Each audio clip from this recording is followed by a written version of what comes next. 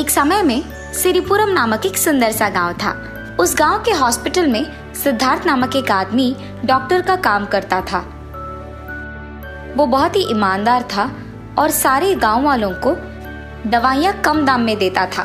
एक दिन उस गांव में रहने वाले रघु को बहुत तेज बुखार आने के कारण वो उस गांव में मौजूद हॉस्पिटल को जाता है। डॉक्टर साहब, मुझे बहुत बुखार है। उसके ऐसे कहने पर डॉक्टर उसका जांच करके उसे दवाइयाँ लिख के देता है। इन दवाइयों को बस सुबह और शाम ले लेना, आपका बुखार कम हो जाएगा।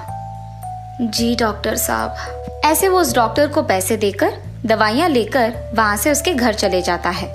सिर्फ उस गांव का नहीं बल्कि चारों ओर पड़ोसी गांव में भी कोई हॉस्पिटल ना रहने के कारण पड़ोसी गांव वाले भी सिर्फ इसी हॉस्पिटल को आते थे।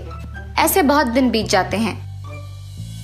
उसी गांव का प्रसाद नामक एक आदमी शहर में उसका पढ़ाई खत्म करके उसके गांव वापस आता है। उसके पिता का सेहत बिगड़ जाता है, इतना कि वो खाना भी ठीक से खा नहीं पाते हैं। ये देख प्रसाद उसके पिता को अस्पताल ले जाता है। अस्पताल के बाहर एक बहुत बड़ी लाइन को देख वो आश्चर्यचकित हो जाता है। पापा, अस्पताल के बाहर इतने लोग क्यों हैं? वो बेटा, हमारे और हमारे पड़ोसी गांव के लिए सिर्फ ये एक हॉस्पिटल है ना, इसीलिए सभी यही आते हैं और यहाँ का डॉक्टर भी दवाइयाँ बहुत कम दाम में देता है, इसीलिए सभी यही आकर उनका जांच करवाते हैं। पापा, सच में ये डॉक्टर बहुत अच्छा आदमी है, लेकिन अगर हम यही खड़ी रहे तो सारा दिन ऐसे ही रहना पड़ेगा, इसलिए चलो हम डॉक्टर के पास जाते हैं। और ऐसे वो उसके पिता को डॉक्टर के पास ले जाता है। डॉक्टर साहब, मेरे पिता का सेहत बहुत दिनों से ठीक नहीं है, ये ठीक से खा भी नहीं पा रहे हैं। ये कहने पर डॉक्टर उनका जांच करके उन्हें दवाइयाँ लिख के देते हैं और प्रसाद डॉक्टर को पैसे देकर उसके पिता को वहां से ले जाता है। कुछ दिनों बाद सिद्धार्थ का सेहत बिगड़ जाने के कारण वो दवाइयाँ लेते हुए घर पे ही रह के आराम करता है और अस्पताल नहीं जाता है। सुनिए, क्या आपको पता है कि हमारे गांव के डॉक्टर का सेहत बिगड़ गया, इसीलिए वो अस्पताल को जाए बिना घर पे ही रह के आराम कर रहे हैं। अस्पताल में डॉक्टर को ना होते देख बहुत लोग ऐसे ही बीमार पड़े हैं और वापस अपने अपने घर चले जा रहे हैं, ये मैंने सुना है। हाँ, अगर हमारे गांव में एक और अस्पताल होता तो शायद बहुत अच्छा होता। एक ही अस्पताल होने के कारण इतने लोग बीमार पड़ रहे हैं। हाँ जी, ये तो सच है। ऐसे जब उसके माता पिता बात कर रहे थे तो प्रसाद उनकी बातें सुनता है।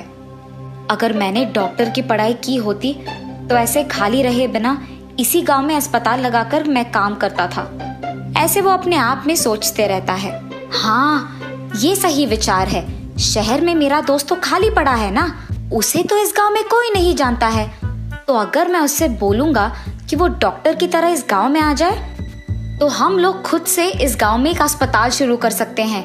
वैसे भी इस डॉक्टर का हालत तो ठीक नहीं है, तो सारे बीमार लोग मेरे दोस्त के अस्पताल को ही आएंगे।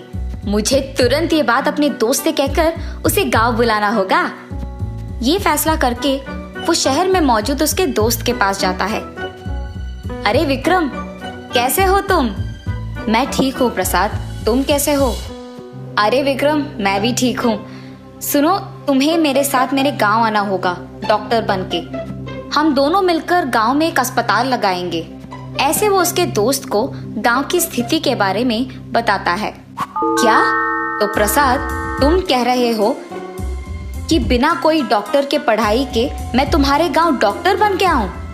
अगर ऐसे हम एक अस्पताल लगाएंगे तो लोगों को धोखा देने वाले बन जाएंगे, और इतना ही नहीं, एक ना एक दिन तो उन्हें सच का पता चल ही जाएगा, तब क्या होगा? इसीलिए मुझे ये सब करने से बहुत डर लग रहा है। अरे विक्रम, तुम ज्यादा सोचो मत, डरने की कोई बात नहीं है। तुम्हारे साथ तो मैं भी रहूंगा ना।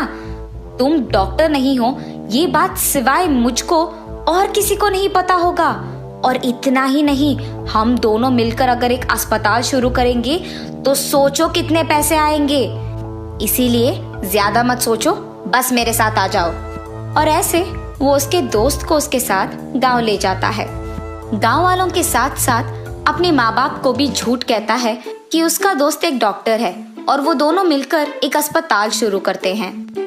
उस गांव में असली डॉक्टर सिद्धार्थ का सेहत बिगड़े रहने के कारण सभी नए अस्पताल को जाने लगते हैं।